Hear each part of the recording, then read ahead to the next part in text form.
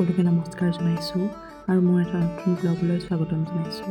এয়া আমি আজি ৰাতিপুৱা 10:30 বজাত এফালে যাওঁ বুলি ওলাই আহিছোঁ। ক'লৈ যাওঁ কি কথা সেইখিনি গোটেইখিনি ব্লগত দেখুৱাবলৈ বুলি চেষ্টা কৰিম। মহামায়া মন্দিৰৰ মেইন এণ্ট্ৰেঞ্চৰ বাটেৰে আমি সোমাই আহি আছোঁ। ইয়াতে অকণমান পৰিৱেশটো দেখুৱাবলৈ বুলি চেষ্টা কৰিছোঁ। আমাৰ লগতে এয়া ডিম্পী বাইদেউ, বৰ্ণাঢ্য আৰু পংকজ ছাৰ আহিছে। মেইন গেটখনৰ পৰা প্ৰায় 10 মিনিটমান যাত্ৰা কৰিলেই আমি মন্দিৰটো পামগৈ। মন্দিৰৰ মুখ্য আকৰ্ষণ হিচাপে কিছুমান মূৰ্তি সজাই ৰখা হৈছে, সেইখিনিও আপোনালোকক দেখুৱাবলৈ চেষ্টা কৰিম। মন্দিৰটো পোৱাৰ 2-3 মিনিট আগৰ ৰাস্তাখিনিত কেইখনমান দোকান থাকে, য'ত মন্দিৰৰ উপযোগী কিছুমান বস্তু পোৱা যায়। ধুবুৰী ডিষ্ট্ৰিক্টৰ এটা অন্যতম পৰ্যটনস্থলী হিচাপে মহামায়া মন্দিৰক আখ্যা দিয়া হয়। পৰা নামিয়ে আমি কেইটামান কল লৈছোঁ। কলবোৰ কিয় লৈছোঁ আপোনালোকে ভিডিঅ'টো আগবাঢ়ি গ'লে গম পাই থাকিব।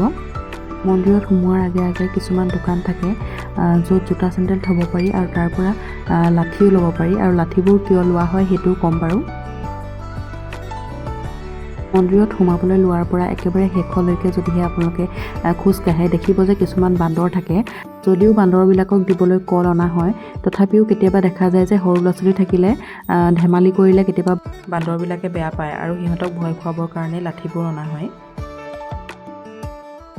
মন্দিৰৰ প্ৰৱেশদ্বাৰবিলাকত বান্দৰৰ পৰা সাৱধান বুলি এনেকৈ চাইনবোৰ্ড কিছুমানো লগোৱা আছে। নিজৰ বস্তু পাতিবিলাকো অকণমান সাৱধানে ৰাখিব লাগে। বান্দৰৰ সংখ্যা যিহেতু বহুত আছে, সেইকাৰণে সিহঁতক যদিও কল খাবলৈ দিয়া হয়, সিহঁতি হয়তো ভোকৰ কাৰণেই কেতিয়াবা মানুহক আক্ৰমণ কৰিবলৈ বিচাৰে।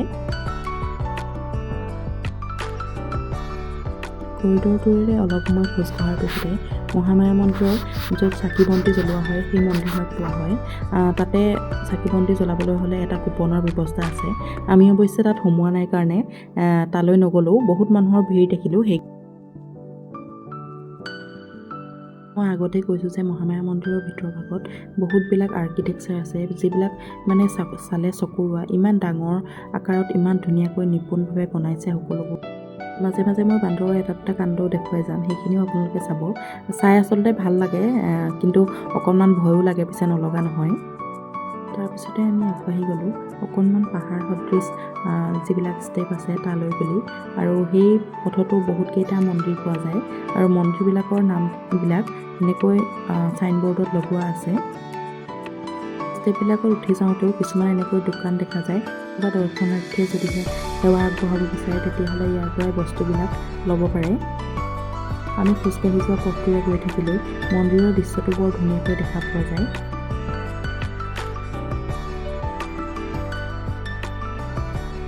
আজি ৰ'দৰ পৰিমাণটো অকণমান বেছি আছিলে, তথাপিতো পাহাৰ সদৃশ ঠাইডোখৰত বৰ ধুনীয়া বতাহ মাৰি আছিলে।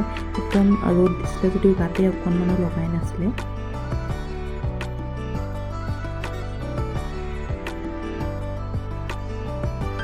আৰু বৰ্ণাঢ্যই আজি দিনটো লগ পাই বৰ ফূৰ্তি পাইছে। সিহঁতি দুটায়ো অকণমানো ভাগৰ নলগাকৈ খোজকাঢ়ি যাবলৈ বুলি বিচাৰিছে। তাৰে মাজে মাজে আকৌ যিবিলাক বান্দৰক লগ পোৱা হৈছে সেইবিলাককো কল এটা দুটা দিয়া হৈছে। একেবাৰে ওপৰৰ অংশৰ পৰা মন্দিৰৰ দৃশ্যটো এনে দেখা যায়।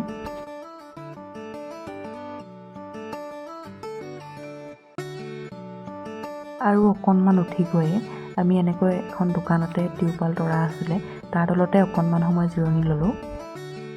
বাইদেউহঁত যিহেতু আগতেও এই মন্দিৰলৈ আহিছে, সেইকাৰণে তেওঁলোকৰ লগতে অকণমান কথা পাতিলোঁ। আমাৰ নিধিয়ে যিহেতু কল খাই ভাল পায়, বান্দৰক দিবলৈ অনা কল এটাকে তাইকো গুচাই দিয়া হৈছে। আৰু ডাঙৰ মানুহবিলাকক কল দিয়া দেখিছে। নিধি আৰু বৰ্ণাঢ্যও এটা দুটাকৈ কল সিহঁতলৈ দিছে।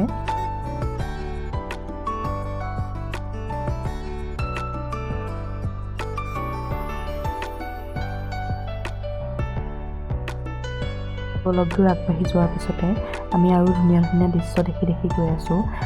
এখন ডাঙৰ হাবি আছে। ইয়াত কেতিয়াবা সন্ধিয়া সময় হওক বা ৰাতিৰ ভাগত হাতী ওলাই বুলিও কোৱা হৈছে। মন্দিৰৰ একেবাৰে শেষলৈকে খোজ কঢ়াৰ পিছত এয়া আমি আকৌ উভতি গুচি আহিছোঁ।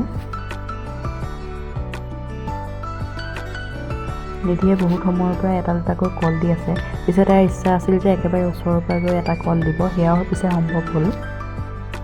কাষৰে দোকানখনতো এয়া আমুল কুল খাইছে নিধিয়ে।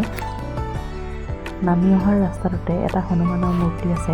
তাৰ ওচৰে পাজৰে মানুহ প্ৰায় নাযায় বুলিয়ে ক'ব লাগিব, যিহেতু বান্দৰৰ সংখ্যা সেইডোখৰ জেগাত অকণমান বেছি হৈ থাকে।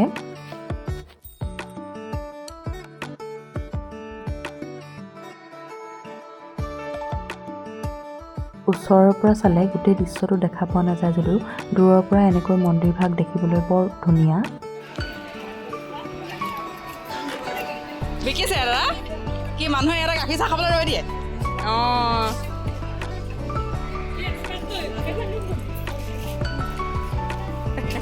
আমি ঘূৰি আহি থাকোঁতে এটা দৃশ্য দেখিলোঁ।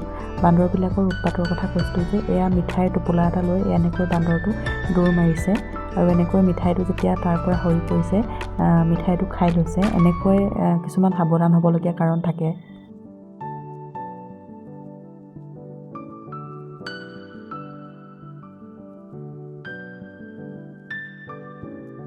পৰা ওলাই অহা ৰাস্তাতে এডোখৰ মুকলি জেগাত ইমানবোৰ বান্দৰ একেলগে আছে। ইয়াত থকা ছাগলীবিলাক এয়া মন্দিৰৰে ছাগলী। এয়া আমি মন্দিৰৰ পৰা ওলাই আহিছোঁ। মহামায়া মন্দিৰৰ পৰা 10 মিনিটমান যাত্ৰা কৰিলে মহামায়া স্নানঘাট আছে। এয়া তালৈকে বুলি আমি ইয়াৰ পৰা ওলাই দিছোঁ। ইয়াত আহিয়ে লক্ষ্য কৰিছোঁ যে প্ৰথম সোমায়ে চকুত লগা এটা দৃশ্য হৈছে, যিটো হনুমানৰ মূৰ্তি আছে সেইটো একদম প্ৰকাণ্ড বৃহৎ আকাৰৰ বুলি ক'ব লাগিব।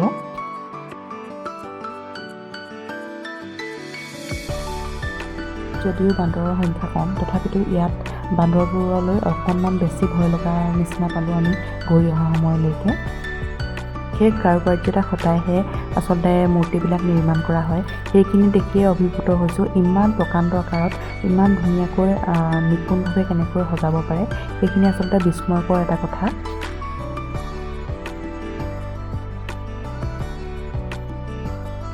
বাকী যি হওক নহওক, নিধিৰ নিচিনা সৰু সৰু ল'ৰা ছোৱালীবিলাকৰ এই অকণমানি খেলা বস্তুৰ নিচিনা পুতলাবিলাক সাজি ৰাখিলেই বৰ ভাল লাগে। হাতী, ভালুক, বাঘ এনেকৈ বহুত কিবা কিবি বনাই ৰখা হৈছে ইয়াতে।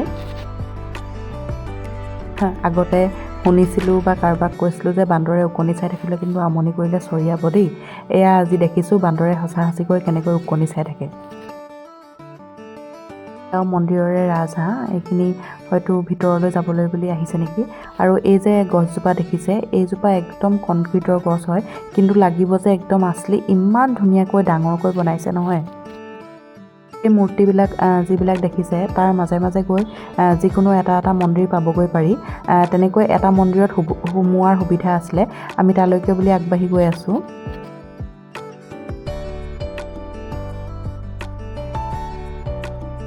সাপৰ যিটো মূৰ্তি আছিলে তাৰ মাজে এটা মন্দিৰ পায়। মন্দিৰটোৰ একেবাৰে শেষত দেখুৱামগৈ বাৰু।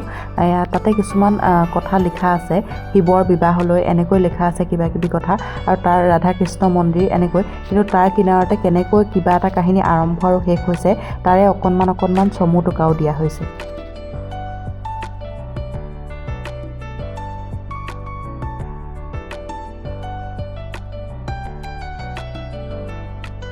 কাছৰ আকৃতিত এটা মূৰ্তি বনোৱা হৈছে, সেইটো আপোনালোকক দেখুৱালোঁ। আমি পিছে ভিতৰলৈ সোমোৱা নহ'ল। তাৰপিছতে এটা দৃশ্য দেখিলোঁ। ইয়াৰ যিটো জিৰণি চৰা আছে সেইটো কাৰ নামত উৎসৰ্গা কৰি দিয়া হৈছে আপোনালোকে এবাৰ চাওকচোন। আমি ডিব্ৰুগড়ৰ মানুহ যিহেতু আমাৰ চকুত পটককৈ লাগিছে। এয়া ডিব্ৰুগড় চকিডিঙিৰ বিদ্যাধৰ চলিহাৰ সোঁৱৰণত দিয়া হৈছে।